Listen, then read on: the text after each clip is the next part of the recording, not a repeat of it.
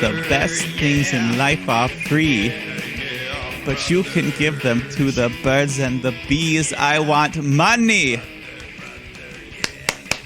That's what I want. And that's what we want. Or that's what every wrestler in the WWE wants this weekend. Money in the Bank. The most prestigious briefcase, I think, in all of professional wrestling. Would you agree? And as far as briefcases go, you're right.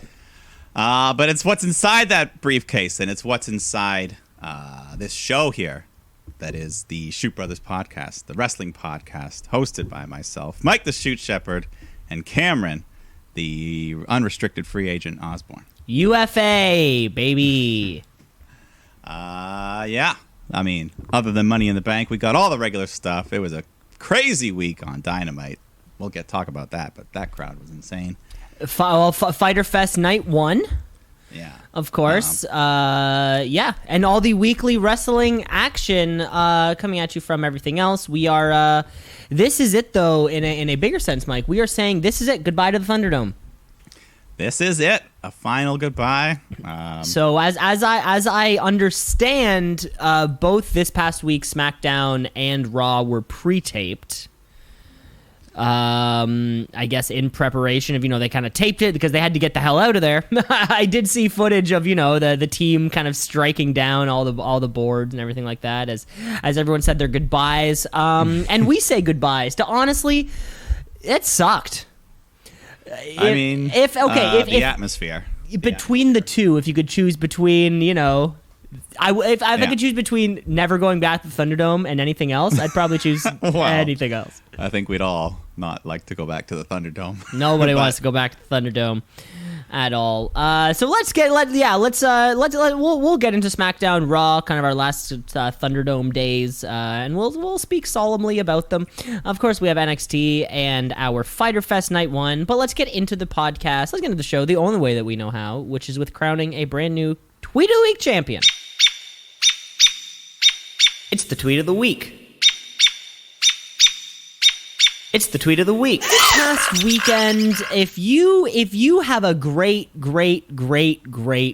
grandfather who was Italian or anything less, you were probably celebrating the Euro Cup. Mike, I don't know if you were watching the Euro Cup at all. I started to follow around the final 16, and no, I was actually rooting for England, of course. Okay, yeah. Jolly old England. I mean, not that I have any vested interest, but if I were to go back to my great whatever parents, I guess that's from England. It would probably fall on that side of the equator. Well, Mike, you know what? Yeah. You were saying. I consider England the Toronto Maple Leafs of the soccer world. They really are. At least Manchester United is certainly the Toronto Maple Leafs of the soccer world. But Mike, going on at the exact same time that doesn't really get paid attention to is actually the Copa America Cup. Have you seen this? Have you heard about this? I saw highlights. So it's Euros, but the South American version. Yeah. Right. Brazil. Obviously, a smaller following.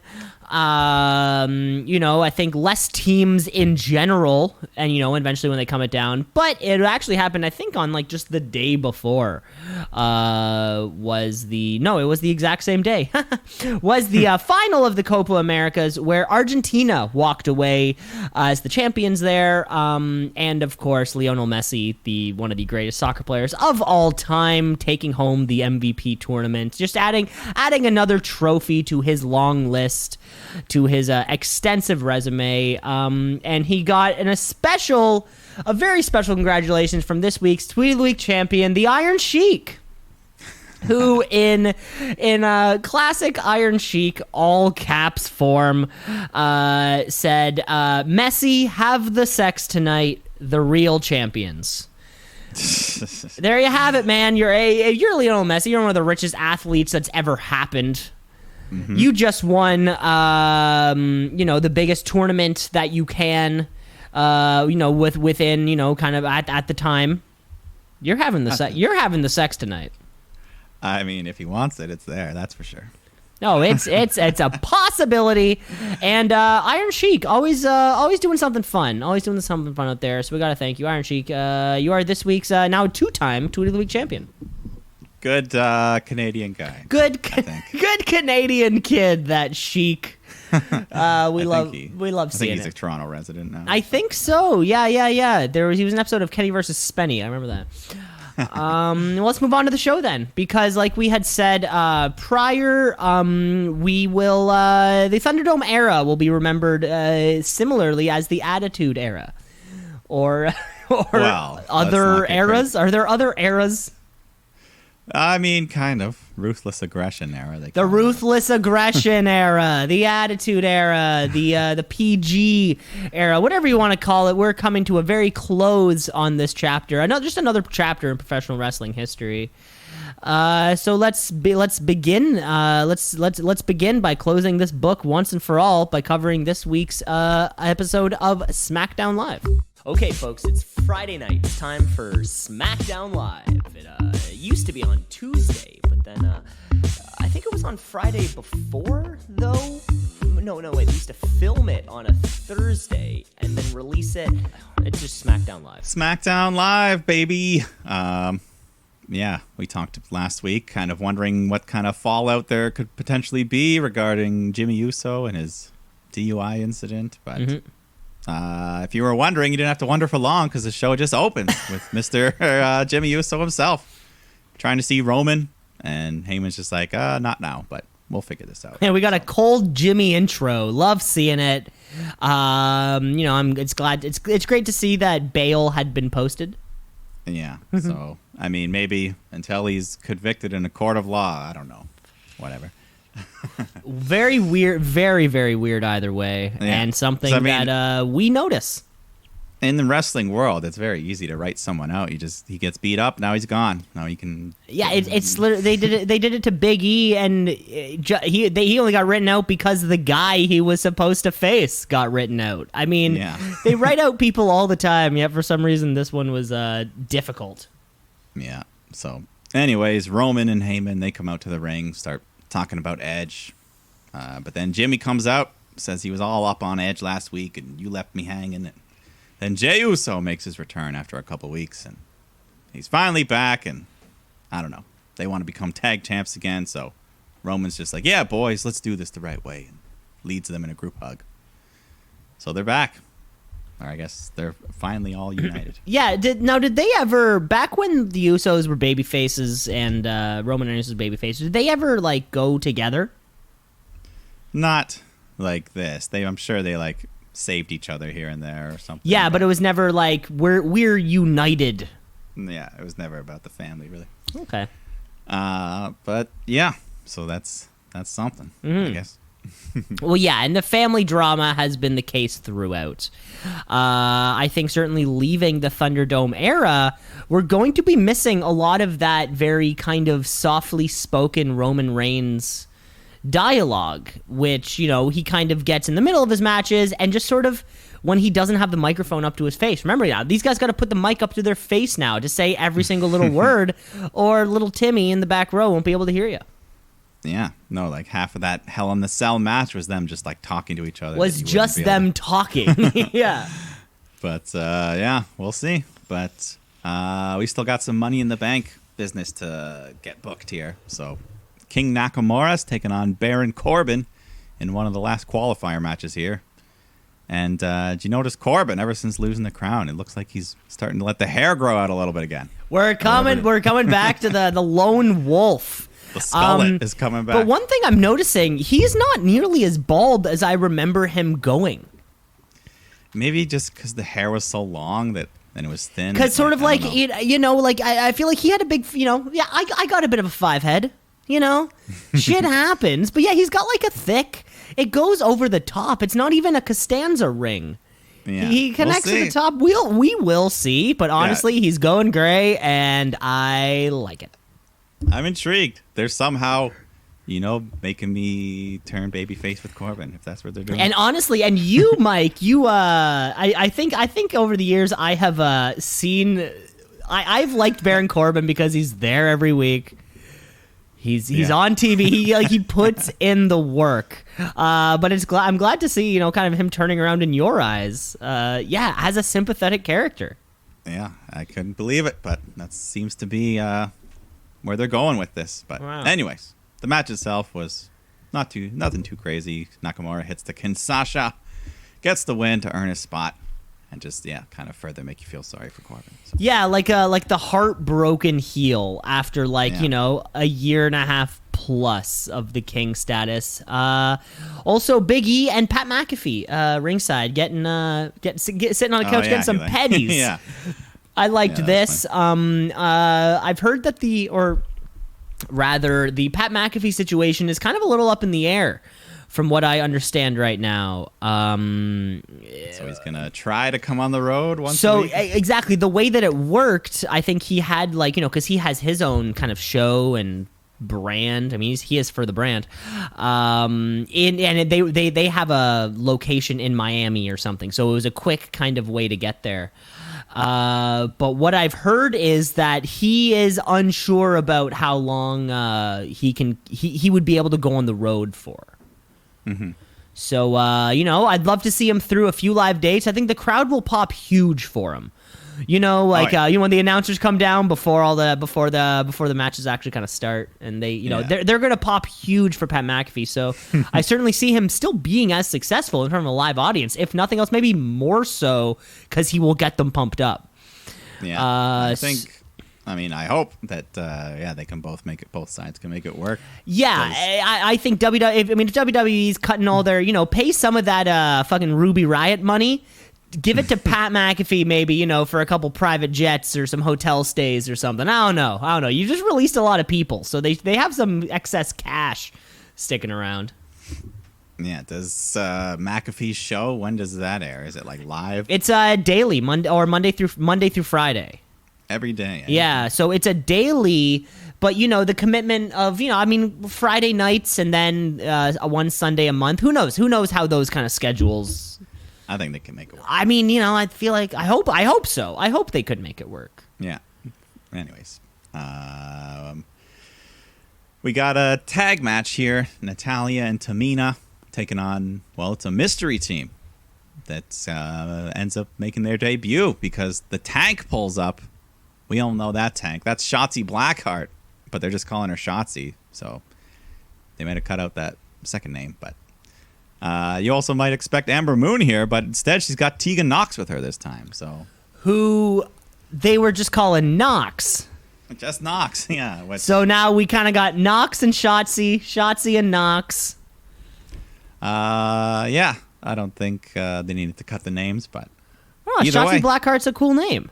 Yeah, it's a cool name, but this looks to be just an official call-up. This is not just a one-off here, so...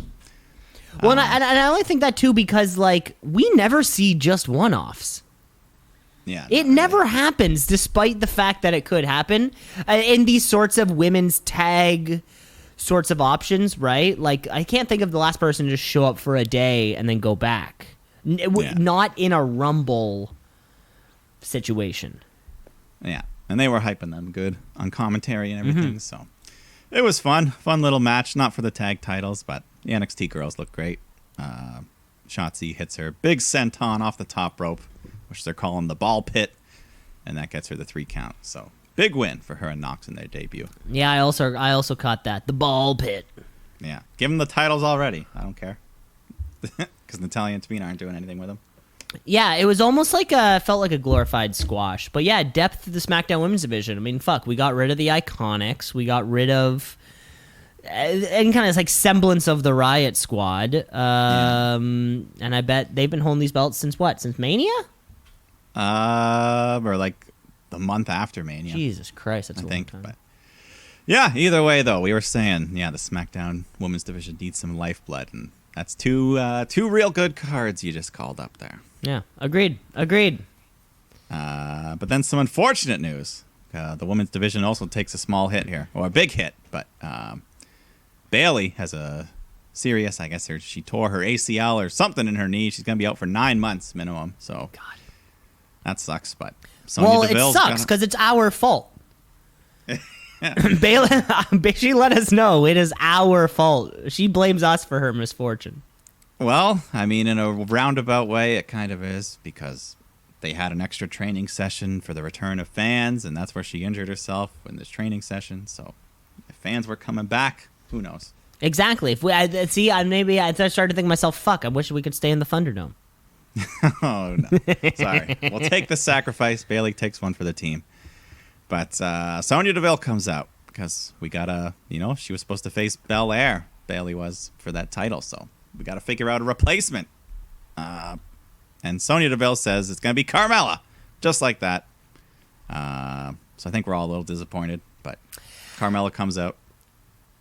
Yeah, you heard that inhale that I had, and it's like, when shortly after Knox and Shotzi, this was right on the heels of seeing them, and retrospectively, I think it would have been more fun to maybe just bring up someone from NXT. Like, why not just Io Shirai? It's not a match that you wanted to keep the title on Bianca Belair anyways. Mm-hmm. It could be cool. It would be different. It would give somebody else a chance. But Carmella, I don't know if she's the one that needs this opportunity. No, and it's not very interesting, and especially the way Sonya just keeps giving it to her when she was not even winning matches, really. Yeah, and also Carmella and Bianca are two kind of similar in their snap, snap, snap, take no shit kind of attitude. They're both like the heel and face version of the same person right now. Yeah, I get that. But Liv Morgan agrees with the both of us. So she comes out and she's just like, Sonya, what the fuck is this about? You just keep appointing Carmella into all these matches, and I'm the one who's been winning the last few weeks. And Liv gets right in Sonya's face, backs her into the corner. But then Deville just says, shut up. I was just about to announce that you are the one replacing Carmella in the Money in the Bank ladder match. So get the hell out of here before I change my mind. So Liv's like, all right. And she walks off. Get a future opportunity. I mean, hell, I'd rather take on 1 and 6 versus 1-on-1. I don't know. Maybe, I don't know. Either way, she's in the ladder match, and I'm happy about that. Mm-hmm. Yeah, because the ladder match is feeling a little weak, I gotta say. We'll talk about it a little bit later on in the show, but yeah. And speaking of the call-ups, we're not done yet because we got a quick little promo video in between this for Toni Storm, who is coming soon to SmackDown. So just like that, 3 call-ups for NXT. Wow, yeah, big surprise too, which was pretty cool. But yeah, watch out, Pat McAfee's announce table. That she's coming for it. She's coming for it. It's going down. Yeah, that's gonna be fun. Mm-hmm. We get Cesaro taking on Seth Rollins for the final Money in the Bank spot in that men's match. And hopefully the final match between these two for a little while, because, the work's always good, but we've seen it. Yeah, it's been, 3-ish months, 3+ months of this now? Yeah, so. Anyways, they go back and forth. At one point, the turnbuckle pad gets ripped off, and I don't know if he even hit it, but somehow Cesaro got his forehead cut open pretty good there. Yeah, I also missed the blade. I think it was a cut. It wasn't a blade. I don't think it was a blade, but either way, it was a good cut. And then Rollins makes it worse. He just DDTs that big, bald, bloody head right onto the steel ramp. And then he throws Cesaro back into the ring.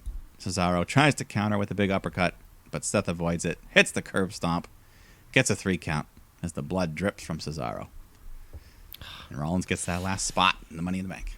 And not only does Rollins get the last spot in that match, sort of our blue brand top babyface takes another loss.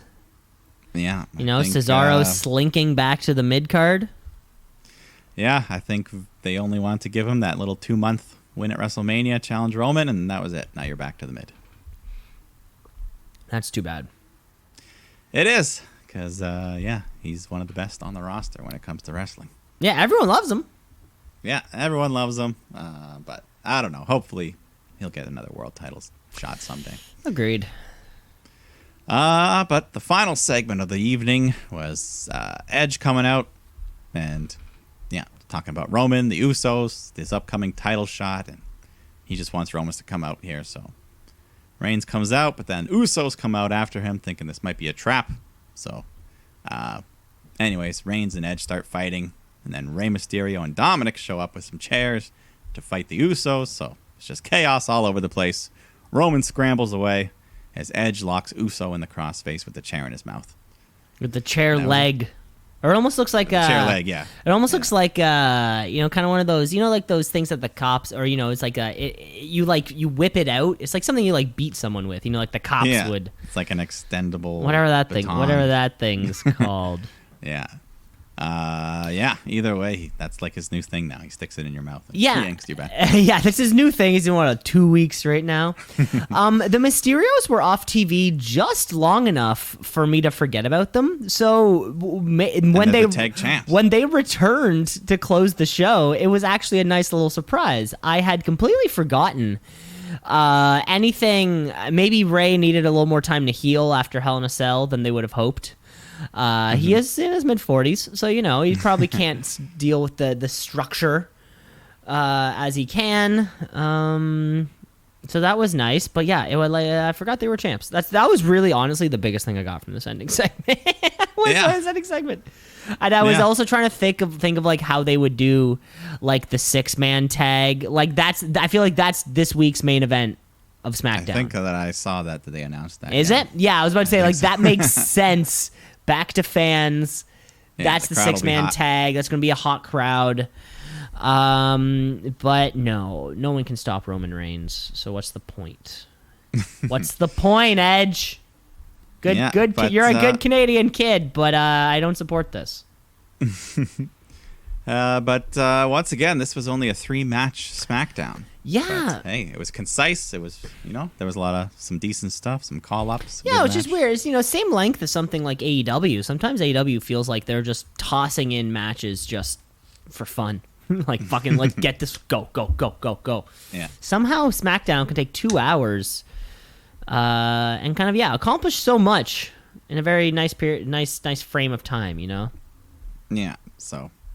not a bad final SmackDown for the Thunderdome. Yeah, not a bad final SmackDown. Roman Reigns, thank you for the Thunderdome and everything you did.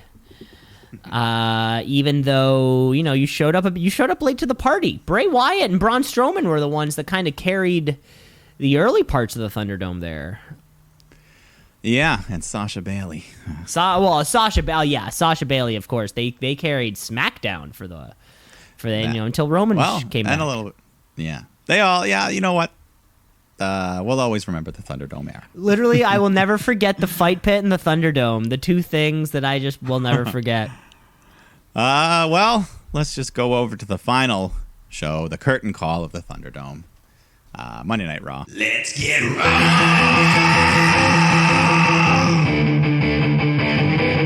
Let's get raw.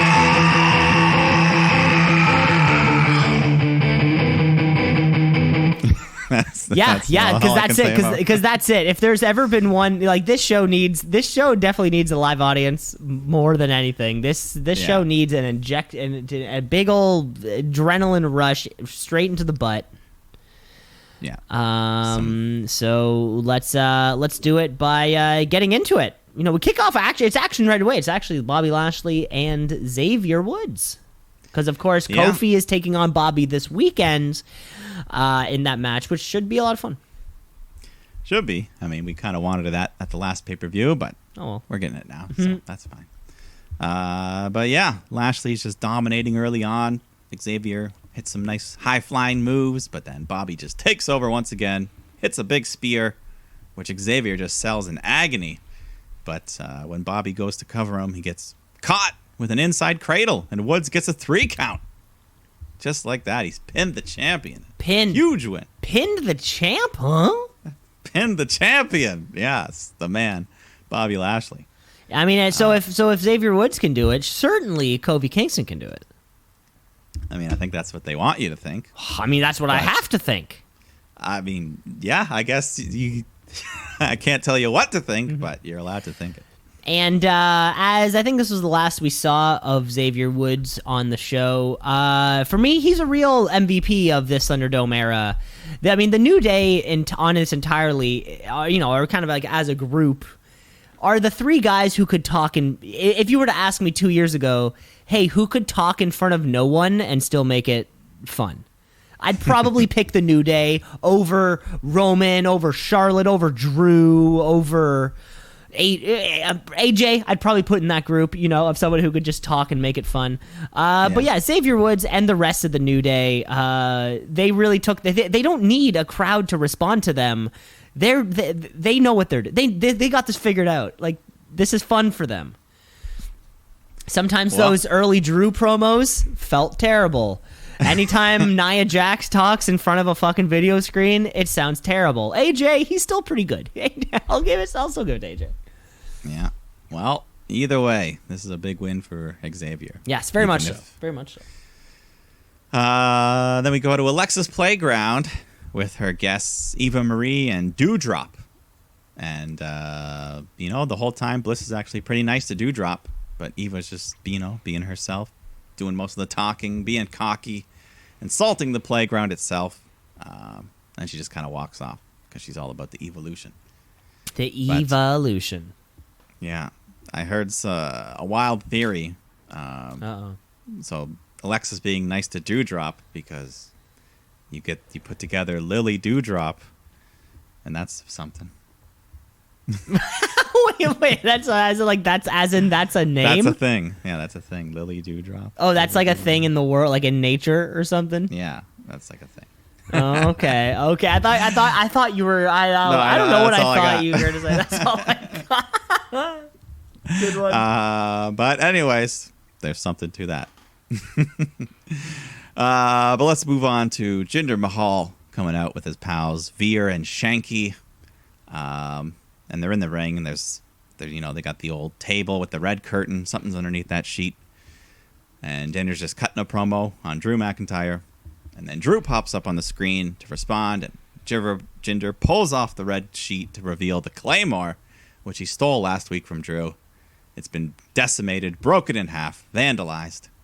But then Drew's just like, ha, you took the replica. This is the real Claymore. The old switcheroo. Yeah, I don't know. I guess he brings two every week. But, but then Drew walks over to Jinder's motorcycle and just starts ripping it apart with his bare hands. Just tears off the exhaust, smashes it, kicks it over. Fucks up his bike. Yeah, but he didn't do all that much damage to the bike. Like, a good mechanic could have fixed what the damage Drew McIntyre did with maybe a couple $100. It's certainly not, pouring cement into a car or... Well, remember when Braun Strowman ripped apart the... it was like the gift that the SNL guys gave him?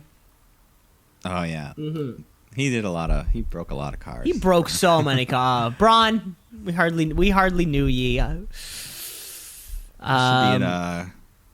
Some car company should hire him for a commercial. I'm sure they have. Our cars are indestructible. I'm sure they have. Braun Strowman. Does he have a post WWE name yet? Because it could be something like car. Probably. It could be something like car destroyer. Car Crush. Car Crush. Car Crusher. Well, someone who got a new name recently. We've got Nikki Ash up next, teaming with Asuka to take on Naomi. Oh wait, no, this wasn't a tag team match. This wasn't a tag. No, it was one of those old 4-on-4s. You got Fatal 4-Way. Fatal 4-Way, right? So we have Alexa Bliss, Nikki Ash, Naomi, Asuka. Nikki Ash, obviously a babyface.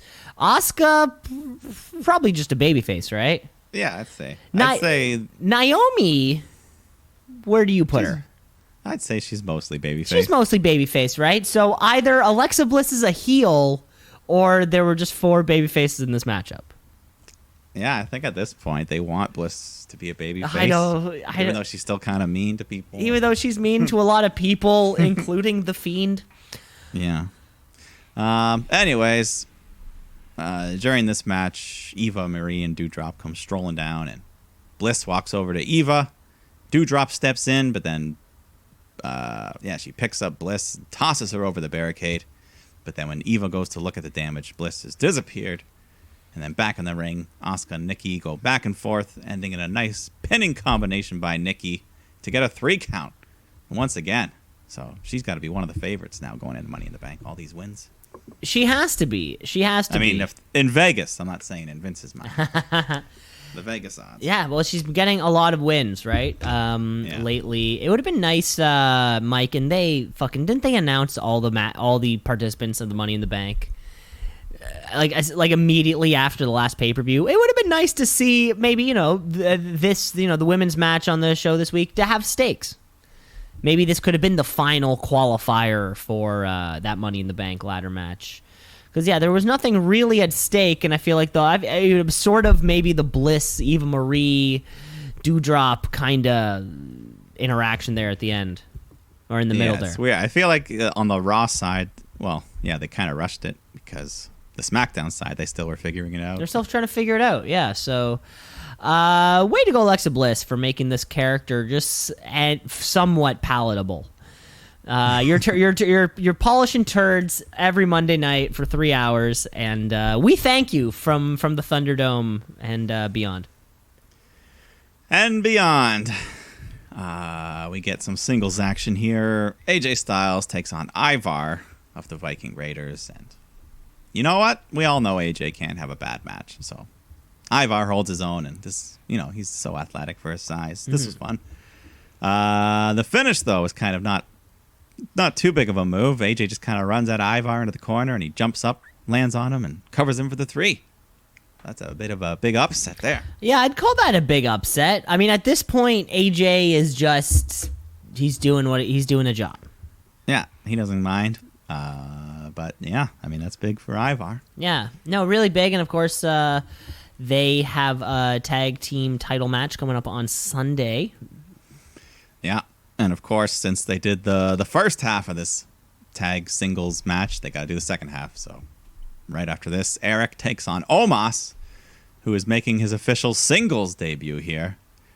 And looking pretty solid for being such a big man. And Eric tries to chop down the Giant, but Omos just shuts him down, picks him up with the big double-handed chokeslam to get the win. And then I understood why AJ lost in that first match, because obviously Omos is going to win. See, if Vegas was taking live bets during the show, as soon as AJ loses and this match comes up next, I'm putting all my money. All your money, yeah. Even if it's 25 cents of a payout, you're like, well, it still makes sense, goddammit. Yeah, but anyways, Sheamus comes out next, and he's backstage first because he's finally about to defend that U.S. title that he won months ago against Humberto Carrillo. But he ends up attacking him backstage, throws him all around, and then he walks past Damian Priest, who gives him a dirty look. But Humberto still wants to fight, so he just limps his way out to the ring, and we have an official title match. Sheamus, Humberto. The bell rings. Carrillo can barely even stand, so Sheamus just walks up, brogue kicks him, gets the win, defends his title. But hey, at least it was an official defense. So yeah, it's hard to grade a match that only has one move. But well, I guess there was that SummerSlam, Randy Orton. Wasn't Randy Orton Daniel Bryan? No, it was Sheamus Daniel Bryan at Mania. Wasn't that just that just a fucking brogue kick and you're done? Yeah, there's sick. Been a few. That's sick. God, I wish I would have seen. That was at WrestleMania, right? Yeah, WrestleMania 29. God, I wish I would have seen that. I wish I would have seen that. I would have gone. I would have been sad. Of course, but I would have been. And that's the thing with the live crowd. We're getting shocked again. Yeah, we're actually being shocked. Oh, that was when I saw Goldberg do that to Lesnar, I was shocked. Oh yeah, you were there at that Survivor Series. Yeah. Well, hey, and actually, you have seen Brock Lesnar twice lose. Yeah, he's always yeah. No, I mean, you specifically, like Brock Lesnar's losing percentage or win percentage is fucking through the roof. He's lost a handful of matches in his entire career, and you've actually seen 2 of them. That's pretty. That's an interesting fact. I didn't think. You're right up there with green shirt guy. Yeah. So anyways, maybe Sheamus is still hurt, so this was the way to just get him to have a quick match. Yeah, keep him there. I mean, the guy's got to be like 40. He's wearing that plastic thing. He's looking like Batman with the black guy's got to mask. be 42 years old now. He doesn't have much time left in him. That didn't sound like a guess. That sounded precise. No, I think it was a guess, but he could be probably close to 42. Well, anyways, at the very end, Damian Priest comes out to chase him off, so I guess that'll be the next challenge. Damian First Priest, who real we've challenge. also seen 43. Hey, I was pretty damn close. Pretty close. Damian Priest, who we've also not seen a lot, who's also like 39. Like these guys are fucking. These guys are fucking old. Jesus Christ. I mean, the wrestling business is different now, though. People aren't doing all these crazy drugs. They live longer. They're being healthier, but I mean, Sting is in his 60s, for God's sakes. We see him every week. AJ's like 45. And then I'm thinking to myself, God, these guys are this fucking old. Like, Jungle Boy doesn't stand a chance. He's only like 26. He's going to have to work another 20 years before he gets up there. Yeah, it's going to be... oh, it's going to be funny. Seeing them 20 years from now. Yeah, MJF doing the same gimmick for the next 25 years. Well, let's go to Ricochet taking on John Morrison in a Falls Count Anywhere match. Because, these two have actually been having a good little feud here, where I don't mind seeing rematches because they keep upping the ante. Yeah, and we haven't seen them much. They don't perform much for us to begin with. Yeah. They're both extremely athletic and strong, possibly more athletic and strong than half the rest of the roster. Definitely. So, Falls Count Anywhere. They're fighting outside the ring. Miz is using his drip sticks. We get a 450 splash off the barricade, and then Ricochet just hits a huge, he runs off the ring post, big shooting star press to the floor. He's just so good. Mm-hmm. But Miz keeps trying to interfere, so Matt Riddle comes down, scooters out to stop him, tips Miz over in his wheelchair, so he's just stuck on his back like a turtle. And then they set a ladder up. They set the ladder up across from the ring to the announce table. Morrison gets laid out onto the ladder, and then Ricochet just hits a big diving splash off the top rope, breaking Morrison and the ladder. And then he covers him right there for 3 count. You know what? Ricochet might just be an actual superhero. We used to make fun of it for that, the way that they would pop, but the way that he just kind of moves, the way that he sells, even other wrestlers on their best days might be able to compete with some of the things that Ricochet can just do on television. It's incredible. Not taking anything away from Morrison. Jomo it was also great, but yeah, this was definitely if there was one thing to watch on Raw this week, it was 100% this match. This match went on for longer than 15 minutes for a guy who usually is on main event and another guy who is the other guy to Yeah, normally the second hand man. Yeah, normally the second hand man. So this was incredible. Yeah, this was great. Great showcase for Ricochet, and we're gonna see a lot more in the ladder match itself. So This was just a nice little warm up and a fun little feud they've been having. Agreed. Then, for no reason at all, we have Rhea Ripley taking on Natalya. I guess just because Natalya's in the Money in the Bank match. I don't know. I think because Natalya is on the roster, or maybe she lives. Maybe she lives the closest to the Thunderdome, and they had forgotten something, and they're like, shit, who could logistically get here the fastest? So they called Natalya. Well, Tamina showed up as well. She was on the outside, just trying to cause trouble, but eventually Rhea hits Natty with a stiff kick to the head, followed by the Riptide to get the win. But then afterwards, Charlotte comes out, attacks her from behind, puts her in the figure 4, and kind of hangs over the edge of the ring for that added weight, extra leverage. Yeah, you know what? Maybe Natalya, instead of her being just logistically the closest to the Thunderdome, which is still a very much so option, she's kind of like I feel like she's the Ziggler of the women's division. It's just you need somebody that can keep up with somebody you can keep up with a competitor, kind of highlight the other person's strengths, make you look good. Just you put him in the ring with Ziggler. And Natalya is that kind of matriarch of the women's division now, 100%. Yeah, absolutely. It's and this was after a long string of poor Rhea Ripley performances, this was okay, yeah. Yeah, she's strong. But then MVP comes out for the final segment. He's got the train of ladies with him. He's ready to host the VIP lounge. and he introduces the almighty Bobby Lashley, but he doesn't come out. So he has to introduce him multiple times before Lashley finally comes out, and he's just not looking happy. So he gets in the ring and tells the ladies, you got to excuse yourselves because this is serious. So, anyways, he talks to MVP about Kofi, and everything he said was right. I've lost my edge, and I've gone soft, and now I lost to Xavier Woods. So I appreciate all you've done for me, but this is bullshit. This bullshit needs to stop now, and we got to go back to business. And then he just starts smashing the set. Cuts one final scathing promo on Kofi, and closes the show with that.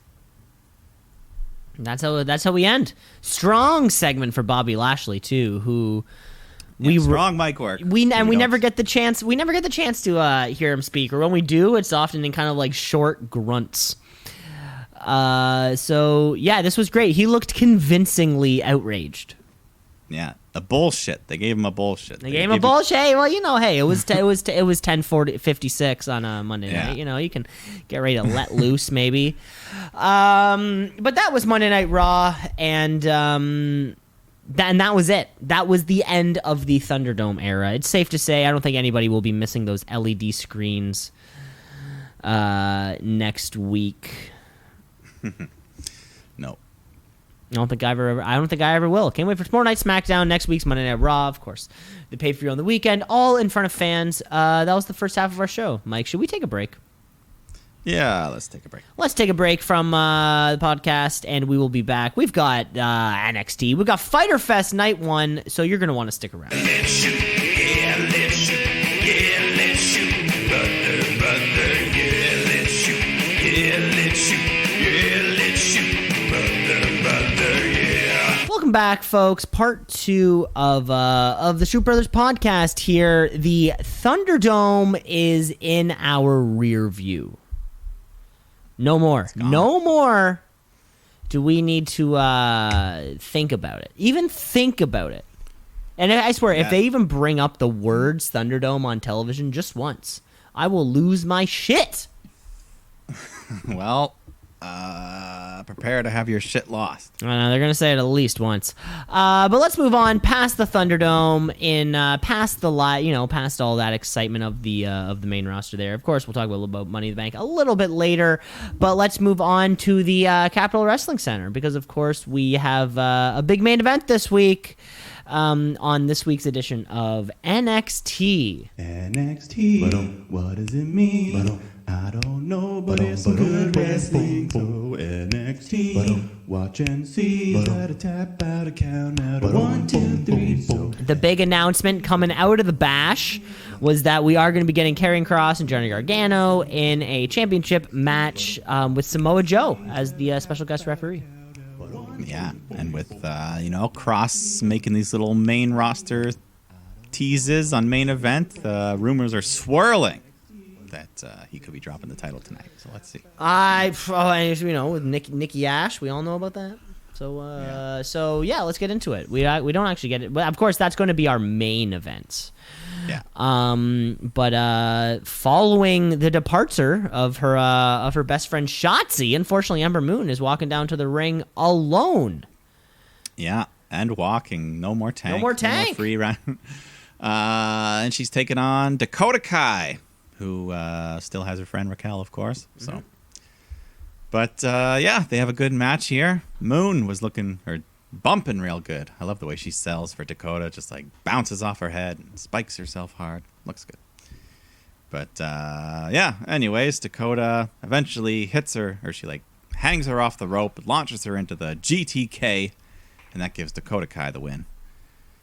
But after the match, Xia Li comes marching down to the ring, and she walks past Dakota right into the face of Raquel. Well, not the face. It was more like her chest. Yeah, there's a bit of a height difference there.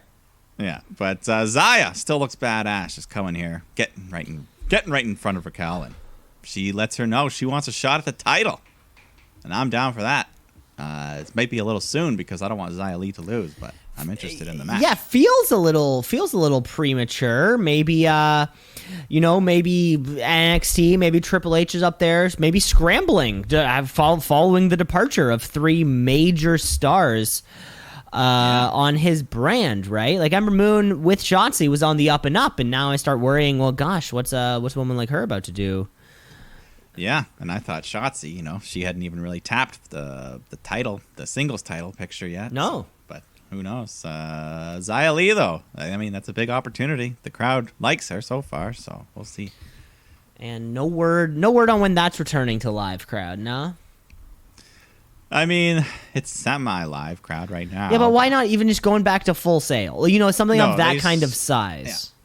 Yeah. I guess, hopefully sooner, hopefully within the fall season. Probably not in as big of a rush as the main roster. But either way, we go backstage where the Diamond Mine are being interviewed, and the returning Bobby Fish walks up, gets right in their face, but he's not facing Roddy tonight. He's going to go against Tyler Rust. So save that undisputed matchup. The UA, we could have a little tournament, maybe, a little kind of round robin between the 4 of them, each kind of taking on each other, and then... then we'll tally up the scores and go from there. Kind of like that. Sure, it'll happen eventually. They'll all cross. But then we go off location to LA Knight's mansion, where Cameron Grimes arrives to start his new butler job. But first, LA Knight wants to give him a makeover. So they sit him down in the chair. They just go at him with the clippers, but not too much. They just dip a little trim here. He's still got his beard, still got the hair. They just kind of slick it back, tie it up, make him look. They give him the old butler penguin suit and the white gloves. Mm-hmm. Standard butler, but we'll see more of that later. More on that. Because we go to that match we promised. Tyler Rust takes on Bobby Fish. Mid-match, Fish hits Rust with a big suplex into the ropes. He lands hard upside down. Roddy Strong doesn't like that, so he jumps up on the apron, distracts Bobby.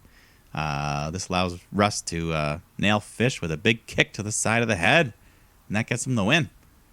So, and then afterwards, Diamond Mine just jump in, beat him down until Kushida runs out, makes the save. But I kind of like that. Yeah, Diamond Mine. They're kind of Roddy Strong. I think is coming for that cruiserweight title. That's a big name to go for it. Yeah, that'd be a big thing to have. Is it just me? Did you hear the crowd chanting "This is garbage"? I don't think so, but I didn't listen that close. Okay. I thought there was this seem like a bad match is to you? Garbage. Pardon? Yeah. Did it seem like a bad match to you? I don't think so. I mean, it was 3 minutes and a distraction ending, so maybe not. They chanted after the match or during the match? They were chanting that? After.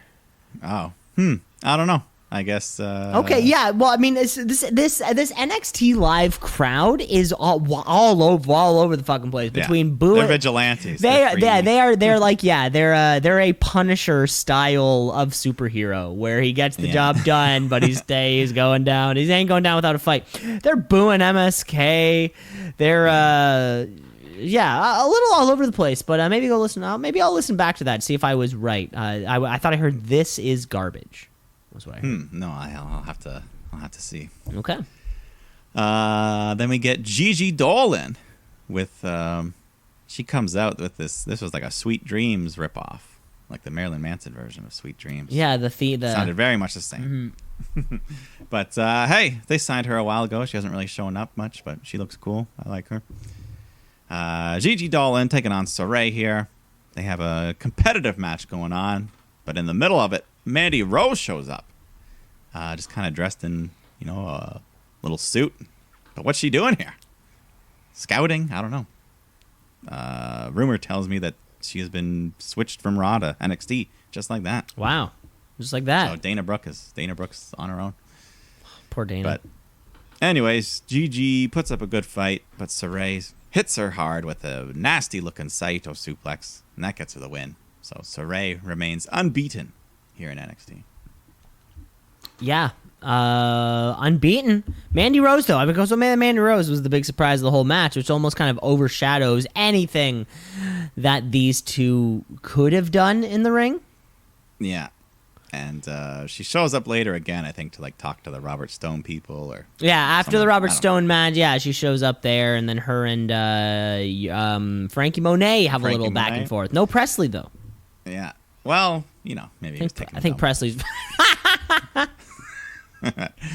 I don't know, but either way, sources say Mandy Rose is here to stay. Okay, we'll have to. Hey. But yeah, could be good. Who knows? Mm-hmm. Dexter Loomis takes on Santos Escobar, but Loomis is having to deal with the rest of Legado the whole match. So basically, 3-on-1, and they just keep taking cheap shots behind the ref's back, slam him into the ring post, which allows Santos to hit the Phantom Driver, get the win. But then afterwards, Indy Hartwell comes out and carries Dexter, but she falls under his weight, lands right on top of him. And then she puckers her lips, ready to kiss him, but Candice just comes running out, tackles her down, cock blocking everyone. And, that's how that happened. That's how that happened. I think also, sort of in and around that time too. Yeah, Hit Row came down. They met kinda up with glanced Legado at del each other. Fantasma at the ramp. Kind of did a little, stare down or whatever. Because yeah, I think Hit Row versus Legado is the way to go. NXT has two dangerous, ready to feud stables. Boom. That could be. Yeah. Yeah, that could be fun. We go back to the night residence where Grimes has to mow his gigantic lawn, but not with a riding mower. He's got to use the old mechanical push, Mm-hmm. the Bart Simpson mower. Yeah, the old one, the old school. Yeah. But then we kick off this NXT breakout tournament with a first round matchup between Duke Hudson and Ikemen Jiro. Jiro, he's this flashy, charismatic, high-flying guy. Hudson's this bruiser style, but they go back and forth. Hudson hits the big boss man slam, gets the win, moves on to the second round. You call him Duke Hudson. I remember Brandon Vink. Oh yeah, the Vink. Remember that name? I think he was around. He was places. He was here on He was on NXT. Raw He was for a on week or Raw two. for a couple weeks. Yeah, that was funny. This is his first time on television in like a fucking year. I didn't recognize him. Yeah. why. So we got a new name there. Brandon Vink. Well- Is there anything at stake? Have they mentioned if this is going to give them okay? Maybe like a North American title shot. Well, even like a title shot is fine, but you just lose it. But it's still a title Yeah. shot. It's fine. Yeah, I don't know. Either way, look out, Duke Hudson. And then we go to women's tag team action. Casey Catanzaro, Kaden Carter taking on Aaliyah and Jessie Kamea. Team KC, they hit a nice 450 splash neckbreaker combo. That's their finisher. They beat the Robert Stone brand. And afterwards, Aaliyah, she's had it. She just shoved Robert Stone to the ground and says, "I've helped you way more than you ever helped me." And then she just beats the shit out of him. And then that's when Frankie Monet came out. And I think that's when, Mandy Rose. So they're all kind of saying, "Fuck Robert Stone. Let's get together, girls, and let's be empowered women." Exactly. My words, not theirs. And for Team KC over there on the other side, a tag team, maybe getting a bit better. Maybe it should be on television a bit more. I don't know.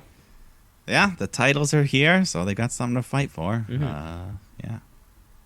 But we once again go to the LA Knight residence where Grimes is lounging by the pool, where he has hired some random kid to just do the yard, do the raking, and doing all his chores for him. So Knight gets pissed, yells at him, and Grimes goes to pay the kid and knocks Knight in the pool. The kid kicks Knight. I don't know. Classic. The money fell on the ground. Then he goes pick it up, and he pushes him over. Everybody's laughing at the end. It was just a classic. What's up with these Florida pools that are like in glass enclosures? I don't know. Does it rain a lot there? Like, what's the point? Well, there are. Yeah, it does rain a lot. Hurricanes. Is that why? That could be why. I mean, I don't know. It's Or maybe it's temperature. Maybe it's colder. I don't know. Maybe they want to cool off in the pool and it's in the sun all day. I've just always been a little bit curious. But let's get to our main event. because it is time, of course. They're actually because we have Karrion Kross taking on Johnny Gargano, Samoa Joe, special guest officiant. Samoa Joe himself had actually been all over the place backstage all episode. He's a busy man. He was talking to The Way at one point. Him and Pete Dunne had a little bit of a stare down towards each other. Of course, he went up to Karrion Kross and was like, "Hey, follow the rules. Follow the rules." Yeah. And he's here. He's wearing the stripes. He's here to enforce it. So let's get to it. They go back and forth a while. Early on, there was really nothing too crazy until they go outside and Kross power bombs Johnny hard onto the edge of the announce table, like the corner, right in his back. Looked painful there. But then later on, Kross has Johnny in a sleeper hold, and he's fading, but Gargano, he gets to the ropes. Joe starts the count. Kross doesn't break after 4, so Joe just grabs him and shoves him off. So, they kind of get in each other's face, but Kross doesn't hit Joe. He instead, he just grabs Johnny, slams him around into the barricade.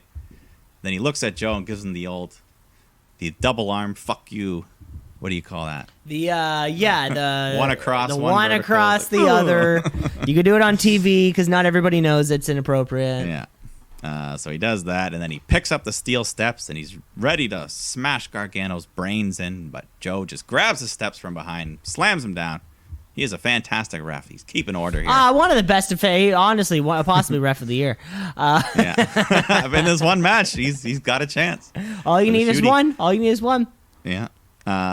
So once again, Kross is getting in Joe's face, but this time Gargano just comes flying through the ropes with a suicide dive, tornado DDT.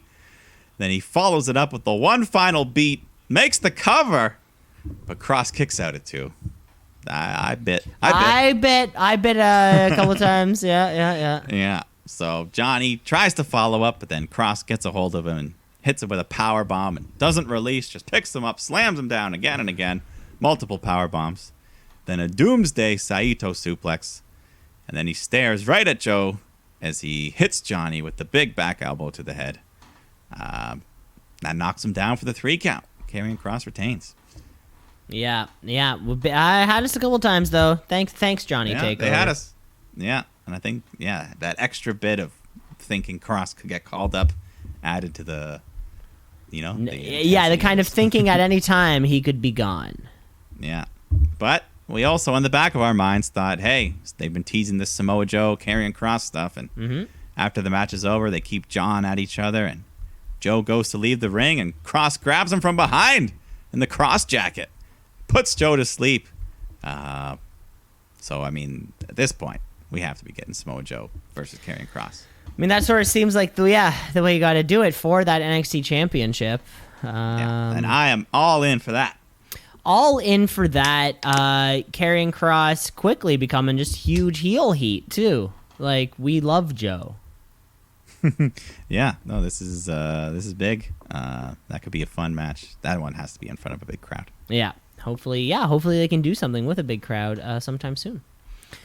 And that was our whole NXT show. That was it. Thank you, Capital Wrestling Center. Let's move on. Next night, where on a brand where we're just fucking back to normal at this point. This is business as usual for these motherfuckers because, of course, we are treating ourselves to another episode of AEW Dynamite. AEW, All Elite, they coming for you, Vince. Better watch out. It's too sweet. That's right. Big promo for AEW Rampage. I don't know if you saw the trailer. It was they aired it kind of throughout the broadcast, so that'll be August 16th, which is 1 month tomorrow, right around the corner. They have not specified whether or not it's gonna. I don't think it's gonna be like Raw SmackDown. I think it's gonna be just like, this is a show and these are the wrestlers, and this is another show, and these are the wrestlers. Yeah. It doesn't seem as though there will be brand-to-brand specific. No, I think it's just going to be like an extra hour of AEW. But it's just going to be important. Like, it's going to be more important than Dark and Elevation. So is it's it, going to be like Dynamite. how long, is it only a 1 hour show? It's a 1 hour show. Oh, okay. Yeah, so that's why I think they tape other shows at the same night. So They could maybe tape Dark and Rampage, or like the same night you do Rampage. Yeah, because then you're getting like 20 matches makes sense. if you watch those. But this is Fyter Fest Night 1, live from Texas, where it was a hot night and a hot crowd.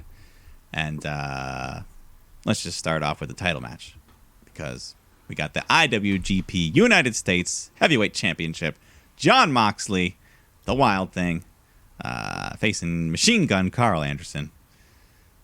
And right off the bat, before we can even get any craziness, Eddie Kingston just takes out Gallows with a pipe on the outside, and they just kind of brawl to the back. So, Thank God. Well, yeah, we got rid of the bad brother, so now the only good brother's left. And they kind of slug it out for a while. Carl Anderson, he hits this. It was sketchy at first, but a devastating sit-out tombstone pile driver. The move that Owen Hart fucked Steve Austin up with. And anytime you see that, you're thinking to yourself, oh, these guys better be good. Yeah. These guys better get Broken it. neck. But no, this was awesome. The crowd was hot. Definitely, we mentioned it last week. Carl Anderson on his own is a different wrestler, and he looked great here. He's so much more than just one-liners and... Like, I swear, this Doc Gallows is a very bad influence for Carl Anderson. I think so. But anyways, eventually Moxley hits him with a big ripcord into the paradigm shift. And that gets a 3. Retains that title in a great match. Yeah, retains his title, and like we said, Carl Anderson looking like $1 million. And it would be great to see this United States Championship defended more on AEW, mainly because New Japan keeps track of title defenses. Did you know this? Not specifically. It's a very kind of it seems to be a thing within them that you defend the title. And it is recorded how many times, you actually do defend your title. Some people don't defend it at all, lose it in the first defense.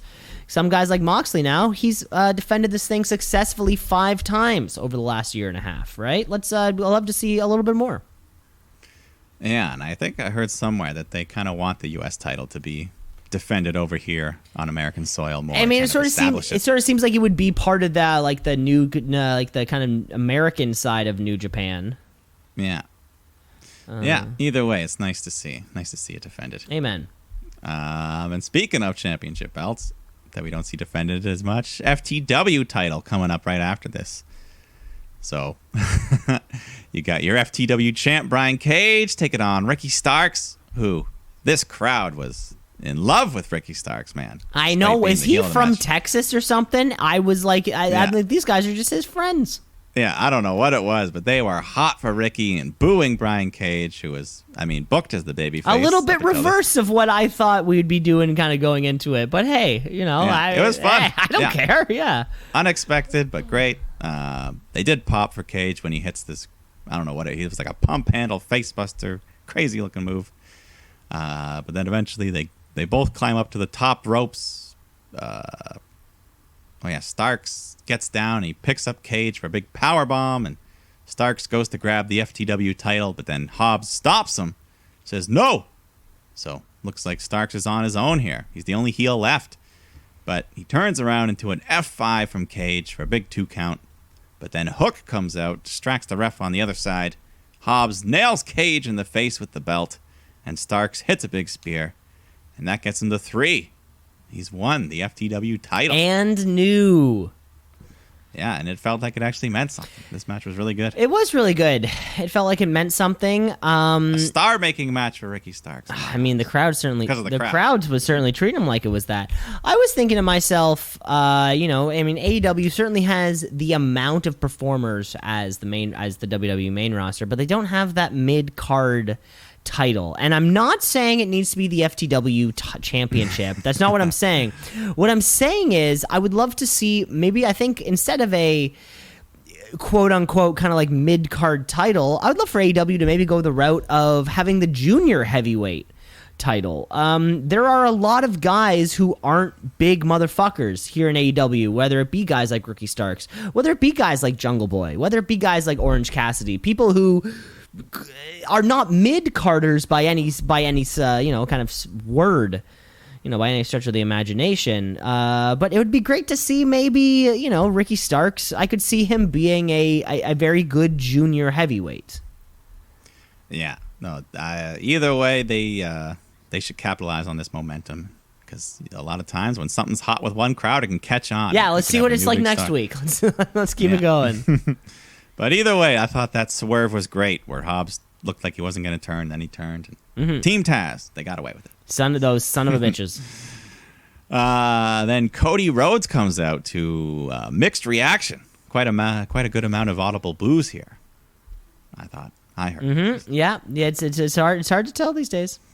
Yeah, but he cuts an angry promo on Malachi Black and tells him to answer the call because he wants to fight. So Black appears on the screen. He responds calmly from his dark room. And Cody says, just come out here. So he says, okay. The lights shut out. And then Black appears in the ring and they just beat on each other until, all the officials come out and break it up. But that's going to be a good first match for Black. Great first match for Aleister Black. I love the two, they're the opposing suits. The ominous kind of, intense baby face and, soft-spoken heel. This was great. Yeah, you're right. The crowd was red hot. I would say the crowd was less booing for Cody, more just like cheering for Aleister Black. Even though he is the heel here, clearly, I think the fans are much more excited to see Aleister Black. So am I. Yeah. Then we get Tony Schiavone in the ring to interview then Hangman Adam Page. And I just got to say, the shirt that Hangman was wearing, I would love to get myself one of those. It was fantastic. I wonder if AEWshop.com. I wonder if that's available. I don't think so. I think this is a special shirt. Too bad. Anyways, they're in the ring. They're discussing Kenny Omega, and Page is number 1 in the rankings. He deserves a shot. So Hangman just cuts a promo saying, I failed once before, but I'm here to win. I'm here to challenge. But Don Callis interrupts, followed by the rest of the Elite. They all just take turns insulting Page, and they say that he abandoned the Elite for the Dark Order. And Matt Jackson gets in the ring and insults him for having a drinking problem and being a future wrestling tragedy. So Hangman punches him out and fights the other members. Kenny sneaks in. He's ready to hit him with the belt. So the Dark Order come out to chase him off. Then Hangman says, I'm not leaving without a match. So Kenny says, all right, how about 5 of you guys versus us 5 guys, elimination style. And Page says, well, that's not what I wanted, but we'll have to do what we have to do. So we'll have the match. And when we win, not only do I get a shot for your world title, these guys get a shot at the tag titles. Oh, imagine that. The Dark Order taking over. Yeah, so that's a big opportunity. Kenny's like, well, you got to put something on the line as well. So if you guys lose, then none of you can challenge for the titles. So crowd gives a huge cowboy shit chant as Hangman accepts. And we get our little 5-on-5 Survivor Series style match. Survivor Series style. Love to see it. Yeah, is that next week? Did they announce? No, it was going to be the main event. Main event of next week. Sorry, my mistake. Yeah. Fyter Fight Night 2. Then we go backstage where Jericho's cutting a promo on MJF and the 5 labors he's going to have to go through to get to him. When all of a sudden Sean Spears shows up and just nails him with a chair, as MJF tells him the first labor will be facing Sean Spears next week. And the stipulation is Spears can use a chair, but Jericho cannot. So then they just break his arm with a chair. So now Sean Spears should probably win that one, right? Like, he's younger, he's faster, he's stronger. I mean, yeah, if you want to think with the logic, but wrestling storytelling will tell you that Jericho won't lose on the first labor. At least not the first labor. Yeah. Dare I say he might run the gauntlet? Probably. Oh, well. We a little blast from the past, though, coming up next. A feud as old as Who's somebody young? Who's somebody young but kind of old? Billie Eilish. A whole Billie Eilish worth in the making. We have Christian Cage taking on Matt Hardy on TNT television. Schiavone let us know, JR let us know. One thing I love about JR, he always lets us know that reminds us we're watching TNT. Yeah. Thank you for inviting us into your home. Where Michael Cole and who's the guy? Jamie Young, that's the name of the guy on Raw right now. They don't thank us for being on the USA Network and being on the Fox Network. I don't know, that's all I got. Christian Cage taking on Matt Hardy. 23 years this rivalry has been going. Wow. Yeah, crowd was loving it. Everyone knows these guys. We all love them. Christian Cage gets caught in the ropes. Hardy hits him with a big DDT right onto the steel steps there. And then, they just pull out all their greatest hits. Lots of big near falls. Christian grabs Hardy for the kill switch, but then Hardy yanks onto the ref, kicks Christian in the nuts, follows up with a twist of fate, but Christian kicks out of that.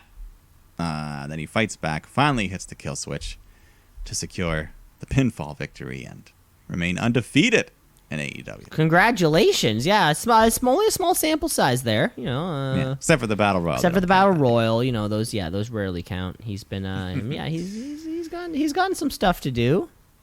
Yeah. So Christian Cage gets the win. The Hardy family office try to ambush, but then his good buddy Jungle Boy comes out to make the save. Well, Jungle Boy comes out and makes the save, of course, accompanied there by Luchasaurus, but Luchasaurus promptly grabs Christian Cage and kind of hoists him up to his shoulders. A gesture I believe to be typically reserved to young Jungle Boy Jack Perry. If you were to freeze frame at the right time, I don't know, you could have maybe caught a glance by Jungle Boy that looked maybe a little bit disheartened. Maybe a little bit of jealousy. A little jealousy, maybe. I don't know. They both do that thing where they stand up and they look out into the distance.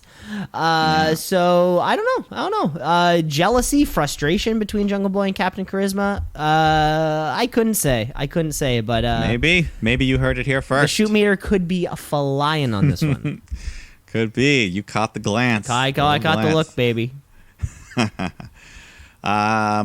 I don't remember when it happened in the show, but at some point, Miro cuts a promo, and we get a glance at his updated TNT title with the white leather strap, little green banner on it, different side plates.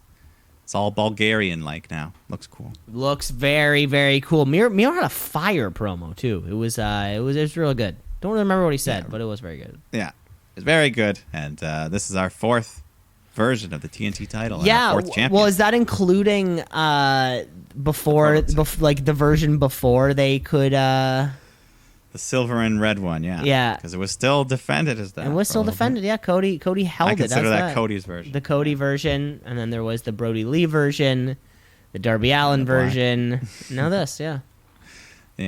So, anyways, Tony has a quick interview with Britt Baker about her defense against Nyla Rose. She insults Vicky Guerrero, and we don't really gain much. No, not any more nor less excited for next week's matchup. Yeah, that'll probably be the main event over there. Yeah. Well, we'll see.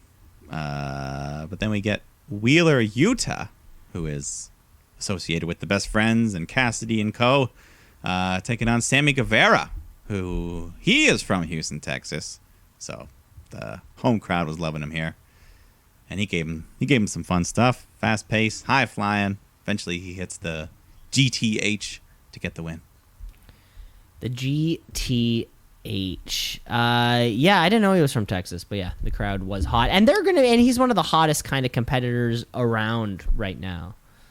So how's this Wheeler Yuta been tearing it up on Dark? Do you know? I'm so glad you asked. He's one of those guys he's one of those guys there every week now. I think this past week on either Dark or Elevation. I don't know. I never know which one. Yeah. It was him and Angelico, who is South African, and I had no idea. I heard him talk for the first time. I was like, huh. I don't know. You kind of see somebody, you're like, oh wow, that's actually what's happening. He's got one of those real cool South African accents. That's fun. Cool. Dark. I heard there was an 18-match episode of Dark this week. Yeah, they're just pumping them out these days. Yeah, that's crazy. So, like, that's what I mean. If you go to a taping, you're gonna see like 25 matches by now. Yeah, because so they record Dark Elevation, and Dynamite the same night. Yeah, that's a lot. And sometimes oftentimes dudes are doing both, or they're doing Dark and Dark Elevation, and then not the actual like the show or whatever, or or they have they wrestle on the show, but then Wardlow's on Dark, but then he's just a bodyguard on Dynamite. It's these they're all over the place, these guys. Yeah, makes sense. Then we get Penelope Ford taking on Yuka Sakazaki, who we have not seen on Dynamite in over 16 months. But, she's the fun. She's got the genie pants. Crowd loves her. She's a babyface. Of course. But I'm still rooting for Penelope because she's secretly on a roll here. She's 16-1 in her last 17 matches. Super secretly on a roll. Yeah, so, hey, I'm always rooting for Ford. But, hey, Yuka was high-flying. The crowd was fired up. They were fired up for everything. But Penelope hits a couple of nice pump kicks. But Yuka ends up grabbing her, spins her around, and she kind of dropped her weird. But she jumps to the top rope, springboards in, and hits the magical girl splash to get the victory.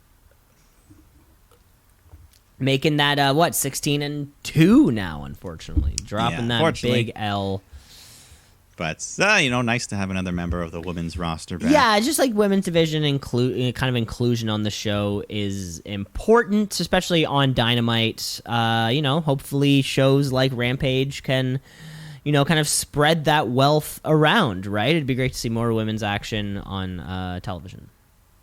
Yeah. Definitely be able to get like a second woman storyline going. Yeah, a second one. Well, but it's time for our main event because we have been promised the first ever coffin match in AEW history.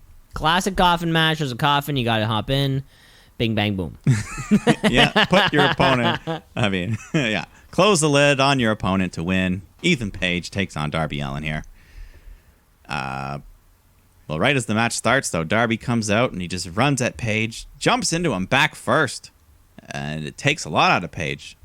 And Darby takes off his shirt to reveal that he's wearing a big metal plate, just like when Bret Hart used it against Goldberg to stop the spear. Oh, really? That's sick. No, I didn't know that. Yeah. That's no. It was great. I thought that was such a. It was in Toronto. He was wearing a Maple Leafs jersey, and then Goldberg spears him.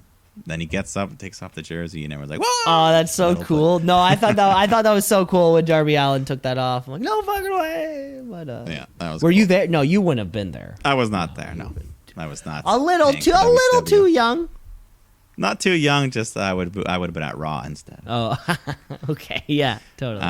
No, but Neil was there. Our friend Neil Winlaw, friend of the show. Oh, really? Remember, he talks about it with me and Sam before he told the story. Man, that's badass. But Darby Allin, he opens the coffin early into the match, and Scorpio Sky pops out, just attacks him, throws him into the steel steps. And, but thankfully, the 62-year-old Sting, 67-year-old Sting, I don't know. Very important to preface with that. Yeah, he comes out, he takes out Sky. They kind of fight their way into the crowd. And then Darby and Paige, they fight up in the crowd as well, up the stairs. They're jumping off the barricade. Choking each other on the railing. Mm-hmm. All that stuff. Paige brings the steel steps into the ring, which that takes a bit of effort because they don't unhook in half. They're like one big step. Yeah. The ring is assembled a little bit differently there. Yeah. But he starts disassembling the ring as he takes off the turnbuckle and unhooks it from the post. And he grabs the hook, puts it around Darby's necklace. I guess he was wearing it. He wears a necklace, right? Yeah, he wears a necklace. Like a cool little chain thing. Yeah, so he hooks him by the necklace, and then he just yanks him down hard. Goes to roll Darby into the coffin, but Allin picks up that disassembled turnbuckle and hits him in the face with it. And then he takes the hook from the turnbuckle and puts it into the mouth of Paige on his cheek. And you can see the hook. It's You can see it yanking on him poking like a fish. through like that Jackass bit when Steve-O's the bait for shark. Yeah, so that was some crazy hook action. But Darby Allin, then he drop kicks the steel steps into Paige, and he falls out of the ring into the coffin. But he still needs to shut the lid, so Darby gets out of there. But Paige manages to fight his way out, and at some point he cut his head open somewhere along the way. But then they fight up to the top rope.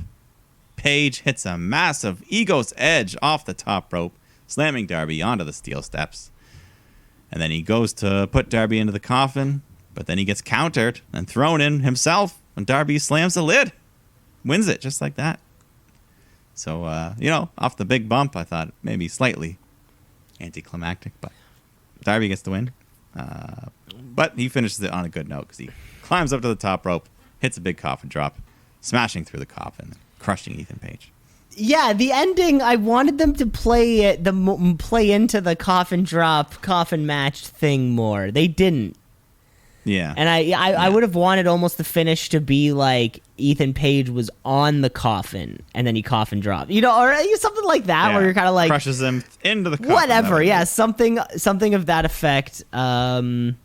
But AEW keeps throwing Darby Allin. I can't think of somebody who's consistently had more main event matches on Dynamite than Darby Allin. Like in the last 2-3 months, it seems like any week they need him to fucking be the main event of the show. He just does. Yeah, and he delivers. And JR loves him. He's always endorsing him online and stuff. Yeah. But no, overall, this was a damn good episode. The crowd was a big part of it, but still one of the best episodes of Dynamite maybe ever. Yeah, all the matches. It is great to see everybody so hot again for professional wrestling. Mm-hmm. It really is. Well, that was Dynamite, but that's not the entire podcast because we still let's just book the Money in the Bank 2021 card here. Mike, do you want to book it for us this week? Sure. We've really settled in on this 6-match card for WWE, it seems. Yeah. The past few ones have been a little bit. Yeah, nice and easy, nice and quick. You're out of there in 2.5 hours. Quicker than an episode of Raw. It honestly, yeah, and is certainly less laboring. Definitely. But let's book this thing here. First off, we got AJ Styles and Omos defending those tag titles against the Viking Raiders, finally getting their shot. Either way, it could go either way, but I think we all know if they're losing, AJ Styles is the one that's taking the pin. Because Omos is too big to lose. Omos is too big to lose, or maybe they shouldn't lose at all. I feel like there's, I'm not saying there's no kind of ups or downs for me here. But yeah, regardless, I know the one person not getting pinned is Omos, so that's what we do know.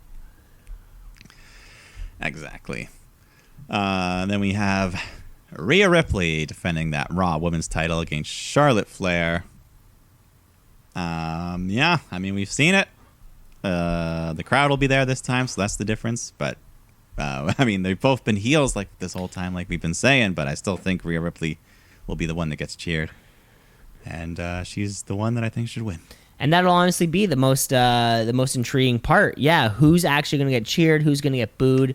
And it's not that I think Rhea's going to get cheered more. It's that I think Charlotte's going to get booed more. So for that reason, we got to go Team Babyface all the way.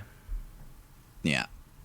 Then we have our first World Championship match. Bobby Lashley defending the WWE title against Kofi Kingston. We just hope, give them time. Don't make it a squash. Let Kofi have a good. If Xavier can beat Bobby Lashley, Kofi's got to be able to have a good match. But see, I'm looking at all the matches kind of here that will be going on. This will be the one that I think they would give the least amount of time. Either this or that was wrong. Maybe the Raw Tag Team Championship would be the least amount of time. But although it is a championship match, sort of seems like it could kind of, not be too far off from that. I could see it being sub 10 sub 10 minutes. The crowd's gonna love Kofi Kingston though. Yeah, Kofi, Xavier. I mean, you never know. Big E could even run out if things get crazy. But yeah, at the end of the day, Bobby Lashley's probably going to retain. But never say never. Never say never. But let's move on to the women's Money in the Bank ladder match for the women's championship, or a future opportunity. We've got Asuka, Naomi, Alexa Bliss, Nikki Ash, Liv Morgan, Zelina Vega, Natalya, and just announced as the final competitor, Tamina. Yeah, no excitement. There was a lot of speculation that they were going to leave it open, and people were saying maybe Becky's coming, maybe Sonya's going to go, but nope, Tamina. Yeah, so there you have it. So really, yeah. I mean, the Liv Morgan has the most storyline going in, and Nikki Ash has the winning streak. I mean, Alexa Bliss is a strong contender. I don't know. Either way, Natalya and Tamina are not winning. We can cross them out, and Naomi. So it really seems like whoever's winning this Money in the Bank ladder match will be coming from Monday Night Raw. We're thinking Asuka, Liv Morgan, Nikki Ash, or Bliss. Well, Liv is on SmackDown. Liv is on SmackDown. You're right. My mistake. But yeah, unless they go wild card Vega, you never know. And she's back. Yeah, but she's back on. She's on SmackDown. Yeah, I don't know. I feel like Raw could be the place to take it. I don't know. Could be. I just hope. Yeah, we haven't had really a good briefcase run in a while. They all just cash them in so quick. There's been a couple, and then of course there was the 2 straight men's cash-ins that and then Brock. Remember, it was like Braun. Then it just became a Hell in a Cell match.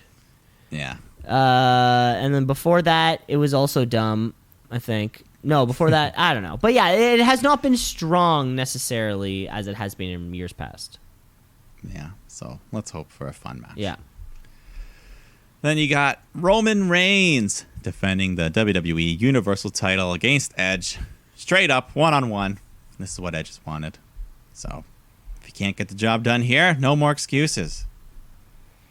But they kind of have, in the background, been teasing a little bit of Seth Rollins' feud. He's been pissed that Edge is getting this title shot, not him.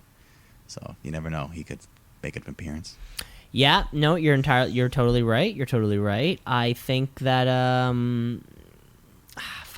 Roman can't lose. Roman can't lose. No, Roman, I don't think Roman will lose. No, absolutely not. I'm very excited for the crowd's reaction to him also.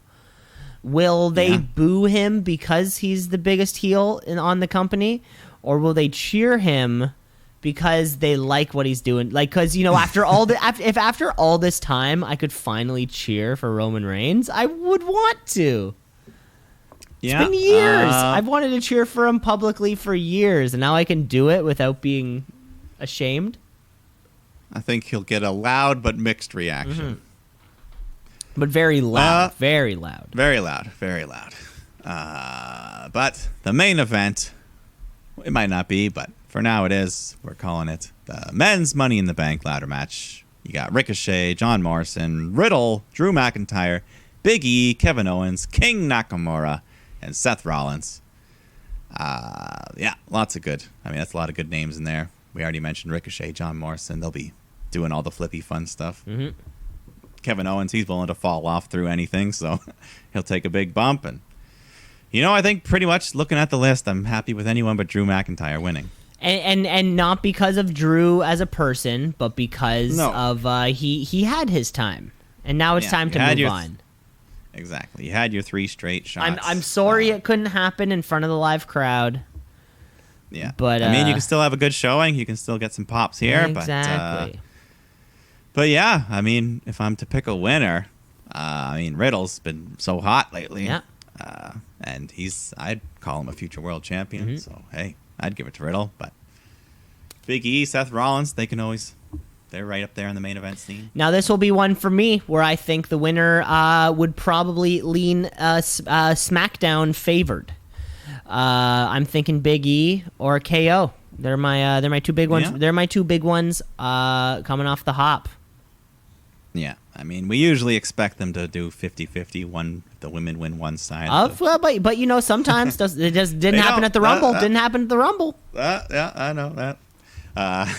But that's our Money in the Bank card. They'll probably throw in one pre-show match. They always do. Yeah, maybe Sheamus and Humberto Carrillo. Yeah. And since that was the entire Money in the Bank card, that means we don't have much more to talk about in the week of professional wrestling, except for crowning ourselves a Wrestler of the Week. It's the wrestler of the week, of the week. The wrestler of the week, of the week, of the week. The wrestler of the week, of the week, of the week. The wrestler of the week, of the week, of the week.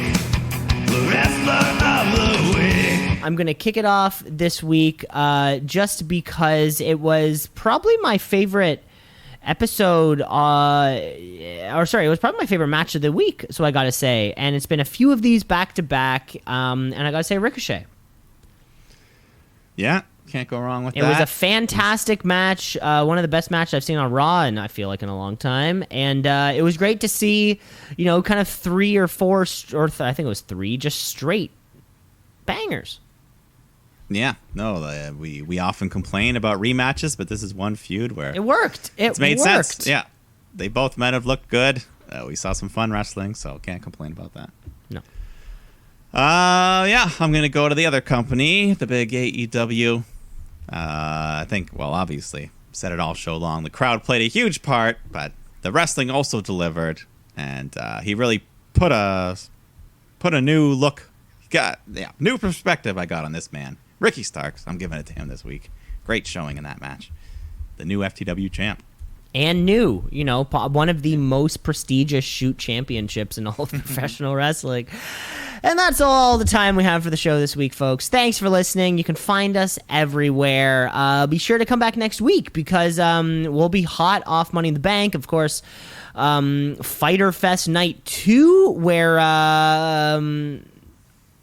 Britt Baker will be taking on Nyla Rose for that AEW World Women's Heavyweight Championship.